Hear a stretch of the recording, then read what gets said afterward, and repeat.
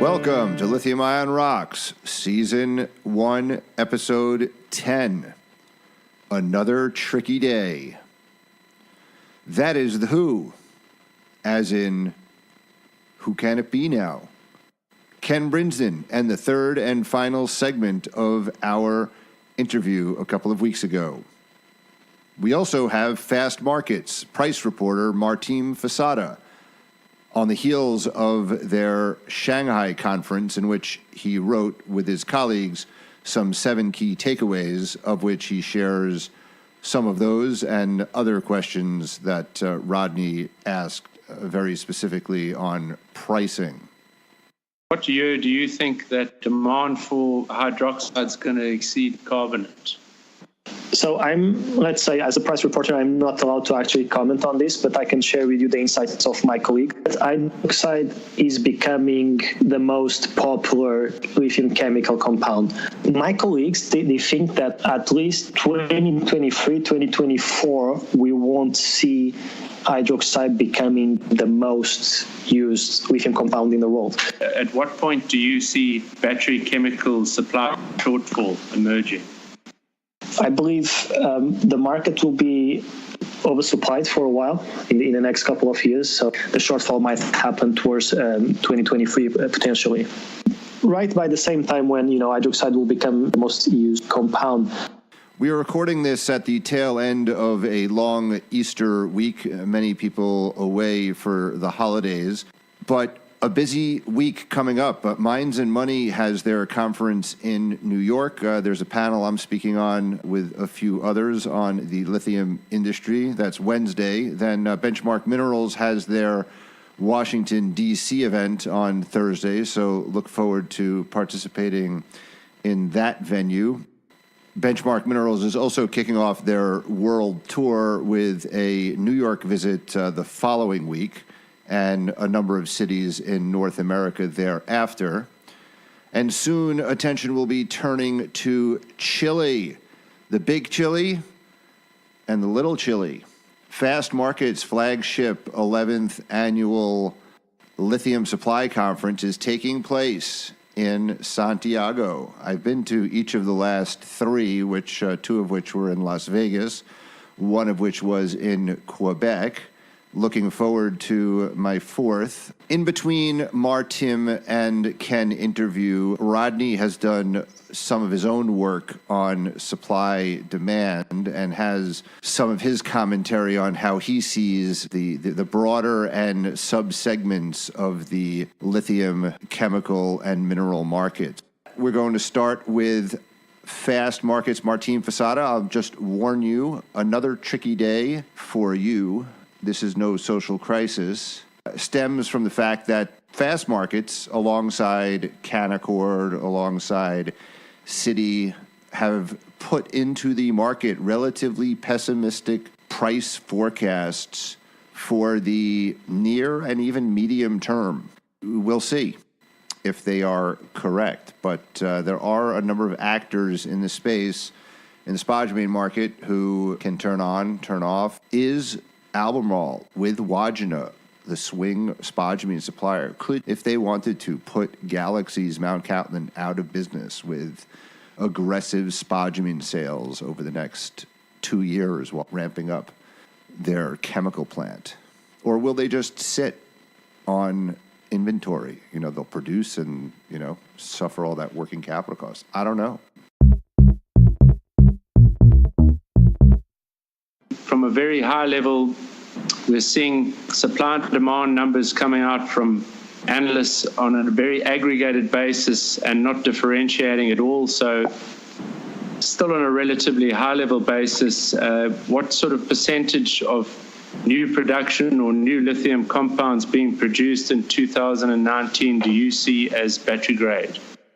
Most of the new production coming online will target to be battery grade and will eventually be there. The majority of the new lithium capacity being added to China, either lithium carbonate or hydroxide, is supposed to be battery grade. Most of the new converters, the first months of production, they come up with a quasi-battery grade material, but not usable by all the battery makers. In China, at least, the feeling between producers and consumers is that there is enough battery grade out there for everyone. So 2 years ago, the situation was totally the opposite. So if you wanted to buy battery-grade carbonate or hydroxide, you had many difficulties because there was not enough material available. Today, if you want to buy a container, you can do it. There is plenty of people in China with stock to sell, in particular lithium carbonate. Lithium hydroxide supply and demand is a bit more tight and more balanced. Over the past year, you definitely had enough battery grade to supply the whole industry. And that's one of the reasons why prices came down. So the qualification process tends to take at least 6 months, typically a year. Even the new expansions happening in Atacama these days, the new material coming on stream will have to be qualified. Things are not as easy as they seem. We know today that they will be producing more or less the same amount of material as last year. In China is a bit different as well. So you have a lot of battery grades being produced from hard rock.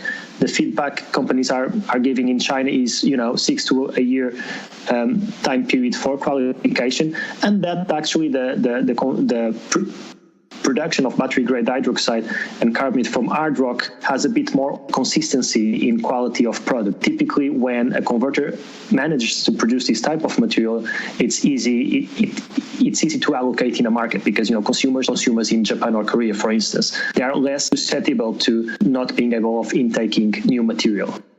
From the spodumene concentrate side, we've seen some delays. Pilbara Minerals is now looking to find a minority stakeholder, and they've spoken about delaying stage 2 to late 2020. Altura, I guess the same. And in the first quarter, Galaxy only sold 15,000 tons of 42,000 in production. Do you see some of the oversupply risk abating while these stage 2s, etc., are sort of stalled? What I think it's happening in the market today, we have a lot of spodumene, but converters are as well adjusting to the requirements of their customers, meaning that if their customers decelerate in consumption, they actually hold on a bit to purchase or increase their consumption of spodumene. So we had the Chinese New Year, so that typically decelerates always the consumption of lithium compounds in China. I'm not sure if that's related to Galaxy lower sales. I mean, they sell everything to China mostly, so that could be right, because we're talking about 2 to 3 weeks of very slow trading activity in the region.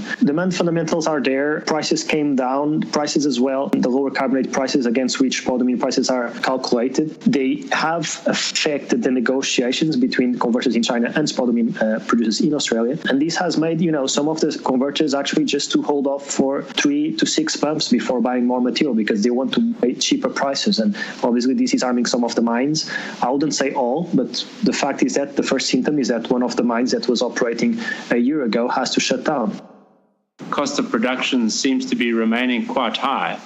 So is there a floor as to how low spodumene prices can go before either more companies stop production or converters simply won't pay the floor prices? When you look at the converters' perspective, think that they have to sell their material in China. Over the past months, we saw them actually exporting that abroad into Japan or Korea or even overseas. They have to sell, but mostly in China. If they had an agreed price a year ago, that would enable them to make, let's say, money in $12 per kg inside China. If today the price is $7 per kg or $8 per kg inside China, obviously they have to reduce the spodumene price, which is their raw material used in the conversion. That has been the struggle, the last 6 months struggle between the converters and the spodumene producers in Australia to actually decide the perfect price. Most of the mines operating currently have different production costs. In the region is agreed is that prices below $550 per ton are not healthy for the spodumene makers. Somewhere between $500 and $600 per ton, the threshold threshold where some of the spodumene makers will start having difficulties. The higher cost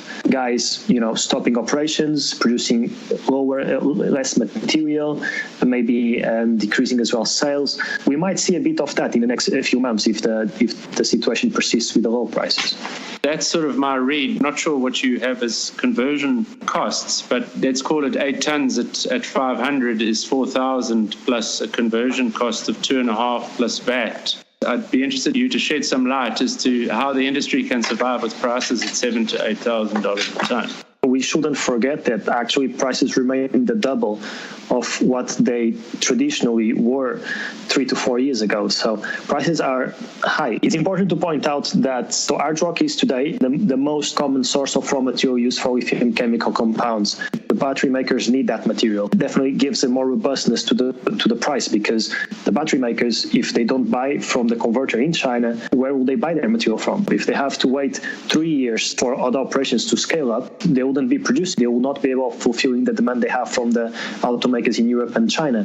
Spodumene is there and will be there, and it's necessary because how fast as well these operations ramp up. If we'll see producers in Australia facing difficulties or even some of them stop operations, let's say we're yet to see. But the fact is that the industry will need these operations, because otherwise you don't have from where to produce lithium carbonate and hydroxide. To the extent that you have large, high-grade spodumene mines, Altura and Pilbara, they have long-term customers who are part of their supply chain. Is there a price premium for a Pilbara or an Altura or something that's making this SE6, the low impurities? Could there be a situation where we see something like a Galaxy be unprofitable and shut down because Albemarle with Wodgina, higher quality, more consistent, seen as a better option? And that's a really good question. The way how the spodumene price is calculated typically takes into account the end product. So let's say if you're selling that to a carbonate converter, they'll be taking into account the carbonate price. Or if it's a hydroxide converter, the same story. What plays into the price is as well the impurities, as you said. So in Australia, 6% is the benchmark, and pretty much everyone is aiming at producing 6%. If it's 5.9%, the material will be, let's say, $10 or $15 cheaper. The trend is the 6%. Companies that don't reach that type of material are definitely more exposed to actually being paid less. Lower prices will affect them more directly than, let's say, the producers of 6% material. And that concludes our section with Martim Facada at Fast Markets. And a reminder that Fast Markets are hosting their 11th annual Lithium Supply Conference in Santiago, Chile on June 10th and 11th. Up next is part 3 of our interview with Ken Brinsden, where we talk further about price, but not Fast Markets. In your scoping study report, you had commissioned Roskill, who I think forecasted carbonated hydroxide prices, rest of world and domestic, and your offtake agreements with your customers are tied to that. And I think they went out to 2027. What I found interesting about that was that they are forecasting Chinese prices of carbonate and hydroxide to be higher than rest of world prices over, for a lot of that period, and also continued hydroxide premium to carbonate. That's been a subject of debate whether or not that price premium is going to remain. Could you comment on that, the China price being higher, and also your view on the price premium or not for hydroxide? No, both good questions, Howard. The China price being higher than the international price, I would argue, is really just a reversion to the norm. It's really only in the last, actually not even 12 months, that the arbitrage in pricing has gone the other way, i.e. international pricing higher than the Chinese domestic price. If you trace historical data, you'll find universally, actually, that the China price was always higher than the international price.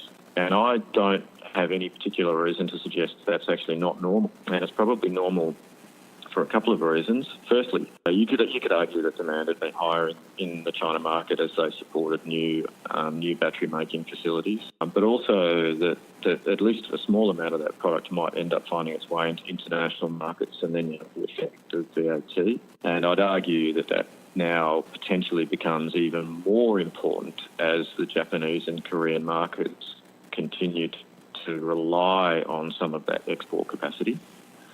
So that's the way I think broadly about the lithium chemicals market and the dynamic price domestically in China versus ex-China. But then another overlay is that because the pricing dynamic in China domestically is much shorter dated, inevitably it will be more volatile than international markets. That's another sort of common thread. To your question about hydroxide versus carbonate and the sort of entrained premium, my view would be that most circumstances in the future that there shouldn't really be a hydroxide premium, and if there is, it would simply be a function of demand in that subset of the lithium raw materials market rather than it being a function of cost, which would have been the historical norm, cost being the cost of conversion of brine source supply or carbonate into hydroxide. I think a much more well-defined sort of supply chain will emerge. Low-cost hard rock supply, direct conversion to hydroxide, with a twist at the back of those plants to make carbonate should it be required via the carbonation process. And the effect of all that, and because of the cost of the hard rock supply chain through to hydroxide, there shouldn't really be a natural premium. If there is, it's really going to be a function of where the demand is in the respective markets.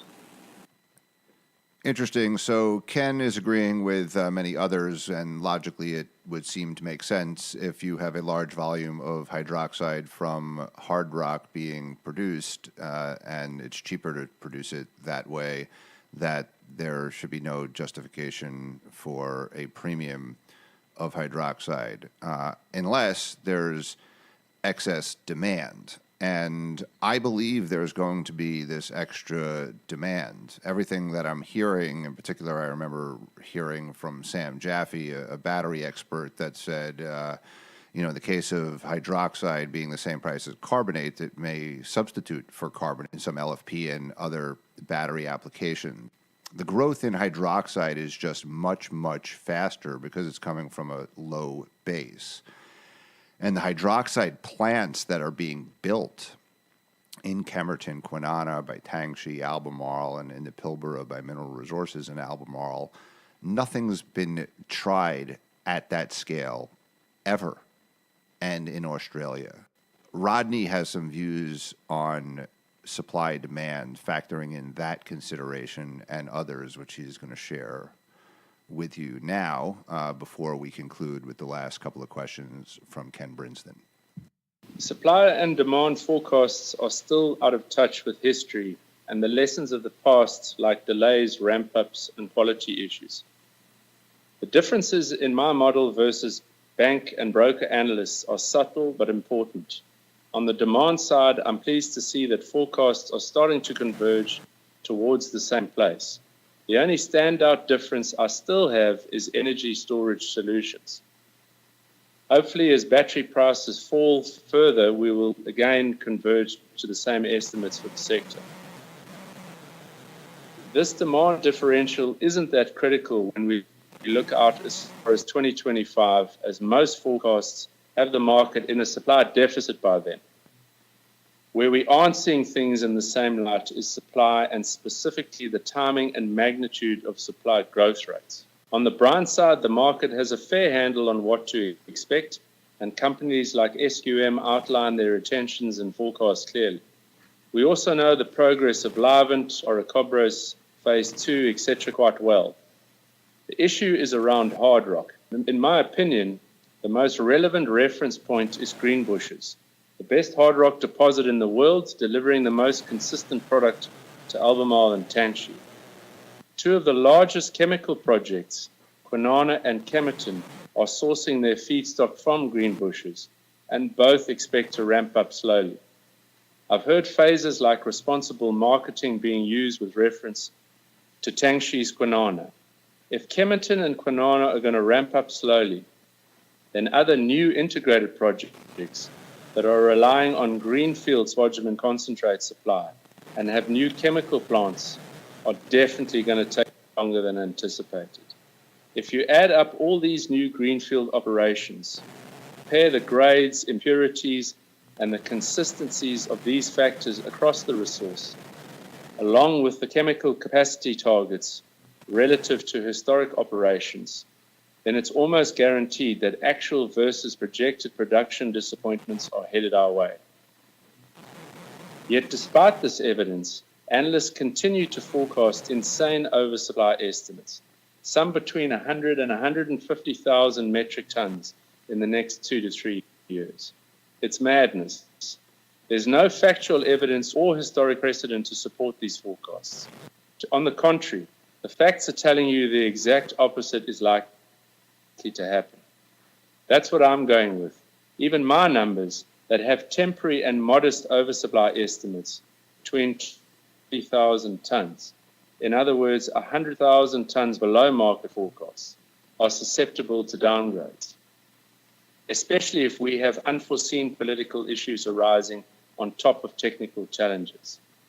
If you split out the 20 to 40,000 oversupply numbers into hydroxide and carbonate and into the various categories and markets, the impact will be limited for some segments. Plus, demand forecasts are usage-based, and we could see inventory builds in ex-China markets at cathode and battery cell and pack level, adding to orders. I'm sure our listeners have noted that certain batteries are in short supply. If we think about chemical oversupply from an industry incumbent's perspective for a moment, is Albemarle, after just having committed to paying approximately $40,000 per ton of installed capacity at Wodgina, going to dump spodumene concentrate and or do a fast ramp-up and risk chemical supply coming into the market at well below $10,000 a ton? To achieve 2 times its weighted average cost of capital, Albemarle's target return for investments, my model says that they need lithium hydroxide prices at $14,000 a ton, given 80% capacity utilization. At $8,000 a ton, it's a bloodbath. They're not the only ones who need elevated chemical prices. There are plenty of projects that have to justify $15,000 plus per ton of capex cost linked to shorter mine lives. Is there a risk to my thesis? Yes, there is most certainly a risk. Chinese chemical producers have low OPEX costs at $5,000 to $6,000 a ton or less. They also have shorter planning permission and construction timetables, and in certain cases, some of them enjoy cheap funding. The operating margins that Chinese operations can work on, given the above, are much lower than Aussie operators. Plus, they aren't tying up as much capital, which means they can recycle profits quickly into further expanding their production bases. If they keep accessing spodumene concentrate material from Oz and elsewhere and process this material regardless of end market demand, then we could have a problem. As it happens, spodumene concentrate producers are having issues, mostly with fines, and recoveries aren't where they should be, and we're seeing cost of production suffer as a result. Kudos to Pilbara and others for delaying expansion plans for the moment. As long as incumbent spodumene concentrate producers continue on their current trajectory and Wodgina material is managed sensibly, I'm of the view that supply won't run away from us. Essentially, my supply forecasts are similar to the analysts, except that they're delayed by 1 year. It doesn't sound like much, but with demand growth averaging at 20+% a year's delay is all that's needed to see the broad chemicals market more or less balanced. By segment within the broad market, we haven't covered the arrival of Tesla and other foreign original equipment manufacturers into China and VW securing battery-grade hydroxide from Ganfeng. But that's a topic we can cover another time. In the supply and demand of spodumene 6% that's actually meeting 6% grade versus not meeting that grade, and also in the chemical market meeting battery grade versus non-battery grade, do you see, I know you have a lot of iron ore experience and the price spread based on quality in both of those products? Yeah, as the market matures, I have no doubt that you will start to see, the industry term is a value in use emerge, and the concept is meant to capture all those costs that an end user might have to outlay when they think about buying a product. Some things will impact the cost of chemical conversion, and as such, that cost will eventually be reflected in the price prepared to pay for the spodumene. That's why we've always been big believers in the quality of the product being a key driver. So hence our determination to deliver the benchmark product, i.e., 6% for chemical grade markets and low iron and low mica and all the other good things that come with a good spodumene product. And equally that you attract a premium if you're participating in technical grade markets because you're able to get a high quality technical grade product. So those overlays, those value and use equations are coming. I think it's inevitable, and hence our desire at Pilbara Minerals to be another benchmark product.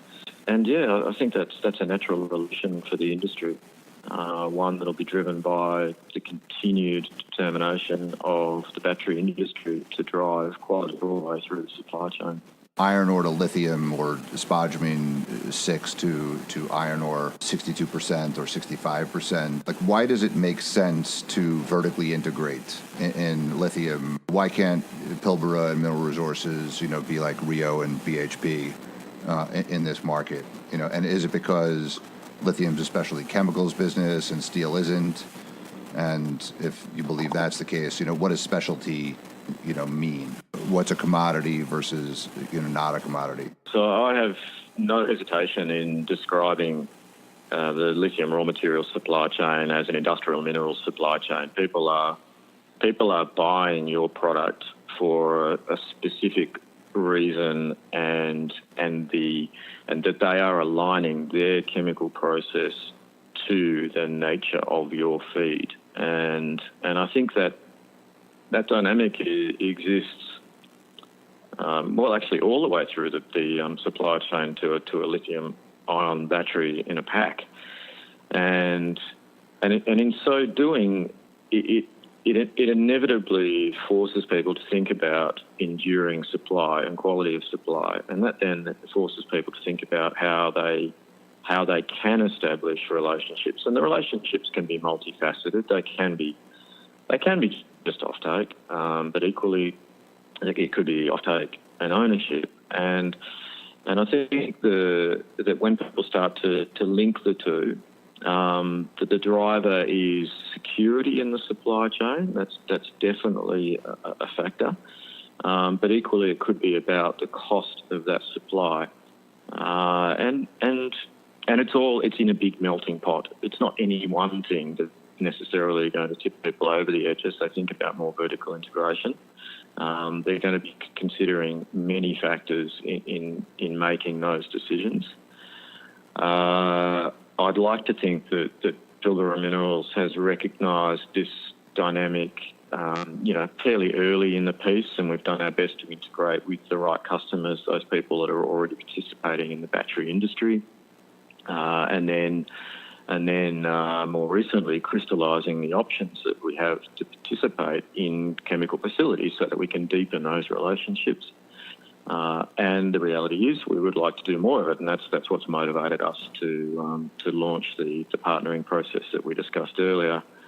I'm sure a lot of analysts and a lot of investors still think about the lithium raw materials world as being commoditized, but I think that is a gross simplification for the way the industry actually works. And over time, people will come to appreciate It is a specialty chemicals business. It has an element of the mining to it, but fundamentally driven by the combination of quality in the supply chain, and then the other dynamic I also believe is very real that equity markets at least not are recognising in the short term, and that's the precipitous demand growth that's going to force the pool of lithium raw material supply to grow substantially in the coming 5 to 10 years. In talking about chemical conversion in Western Australia, you have Kemerton and Kwinana, and you now have Albemarle and Mineral Resources saying that they're going to build in the Pilbara. And we've discussed this for a while. I visited last year yourselves and Altura, and it's a quite remote mining place, not particularly super populated, a lot of fly in, fly out of mining workers. So I was just always wondering, chemical engineers and that kind of skill set in the Pilbara versus a Kwinana or Kemerton. Would Mineral Resources actually maybe change their mind and ship it to Kemerton? And when it comes to, you've talked about it, could possibly, your partner could be in Australia and it could be elsewhere. Could you just help us think about, I guess, the Pilbara region as a chemical hub versus others? It doesn't immediately fit the bill as a chemical hub because of the dearth of other chemical activity, in the Port Hedland region especially. There is more sort of as you head out towards the Karratha region and the west coast of the Pilbara. But that doesn't mean you should immediately discount it. It just means that the dynamics that drive a decision to put facilities in that location are potentially a bit different. If you were to think about what the base criteria are that you're looking to leverage in the establishment of a commercial facility, it's all about the combination of many things. One being there is other chemical activity in the region, but that's not the only thing. What other chemicals are available for input and the cost of those chemicals? How do you deal the byproducts that you'll inevitably produce as a function of your chemical activities? Of course, there's the proximity to the mine and the question of transport of the product, cost of energy, available water supply. What other incentives might exist to construct facilities in that location? So local government support, state government support, federal government support. It's unfortunately one of those questions, Howard, that there is no easy answer. It's a function of so many things that are going to motivate your decision as to the location of that plant. But when I think about the relationship with POSCO, I believe a key motivator for them is the combination of their home market, obviously being Korea, their proximity to the battery-making facilities or cathode materials and battery-making facilities. Another dynamic for POSCO is the protection of their IP. They have an innovative process that's going to create is creating a very high value, or we argue, a very high value product of industry leading quality. They're interested in protecting the very hard work and the hundreds of millions of dollars they've spent to develop those technologies. And actually for all those reasons, we're also very happy to be working with them in the development of that facility. So yeah, that's an important part of our growth, and good on POSCO for the good work they've done for lithium generally, and also their desire to become the battery minerals champion for Korea. I'm glad you're bringing this up because that was going to be my last question. Pilbara started, when I watched it almost its inception, it was very China-focused, and then POSCO kind of appeared. I called it the Great Wall of POSCO last year. I had known them to be very much brine-focused with their POS LX, but there's POSCO and then there's Korea Inc. I think you mentioned in one of your press releases that Benchmark Minerals was talking about 25% of capacity is going to be Korea. If you could just share thoughts on Korea Inc., LG Chem, Samsung, and their evolution in this, vis-a-vis broadly and also vis-a-vis Pilbara and your other Chinese offtake partners.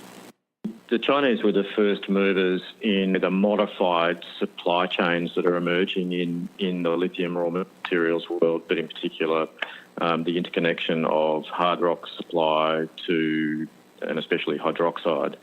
China was obviously the first mover there, and really able to leverage the technology that's available to them and the skills and operating expertise that can take advantage of that raw material subset. The Koreans have started to recognise the opportunity in hard rock supply, and especially with the move to hard rock and hydroxide. POSCO has the benefit of being able to overlay some sophisticated technology that we would argue does a really good job of creating a very, very clean hydroxide product, which will probably become industry leading. And then you would sort of say, okay, well, why is that happening? Why is that happening in Korea? Well, Korea is the next big mover in lithium-ion battery capacity after China. And what's happening there is you have the confluence of three things that mean Korea has become the focus for the global car manufacturers: volume, quality, and technology.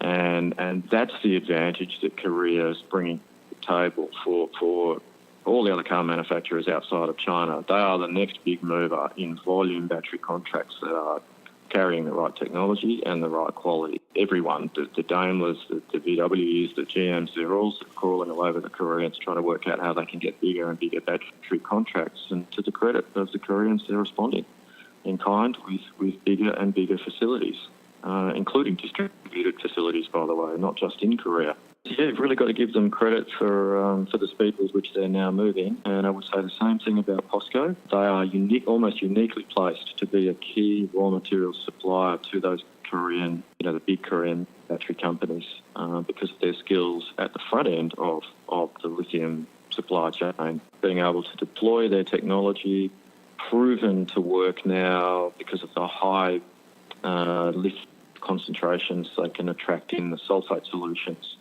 via the hard rock supply, including Pilbara spodumene, and their ability to turn that into a very pure hydroxide product. So good on them for the speed with which they're moving. And we really value the relationship with POSCO. They're really good people to be working with, very clever, and now dedicated to the cause of growing battery raw material supply to all those key Korean battery manufacturers that are distributing their batteries all around the world.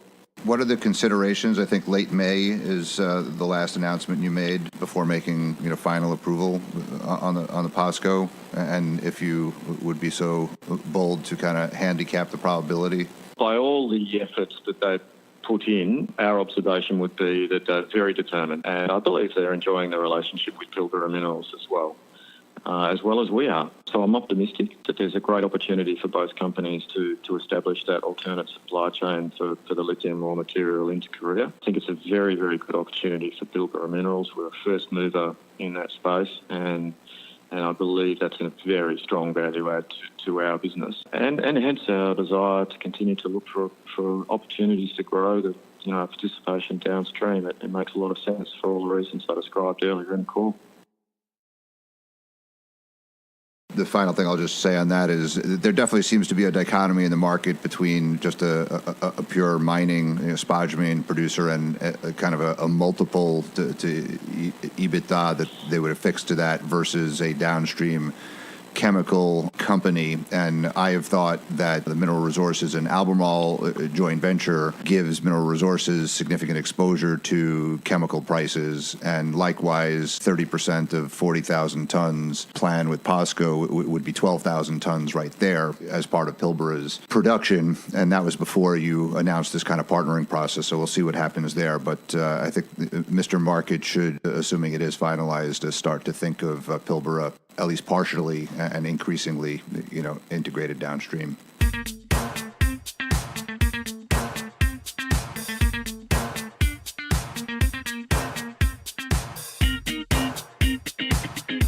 In Lithium-ion Rocks, Lithium-ion Bull, and through our respective LinkedIn and Twitter posts, Rodney and I may share with our audience some rationale for a stock for which we have conviction, to own or not to own. If you agree or disagree with and act on or against the rationale of anything said or written in this or any other Lithium-ion Rocks or Lithium-ion Bull, that's your free choice. But to be clear, what you are listening to or reading is not investment advice and may not be unbiased. It should not be construed as an investment recommendation to buy or sell any security. Rodney and I are not registered investment advisors nor broker-dealers. Please visit libull.com for further disclaimers.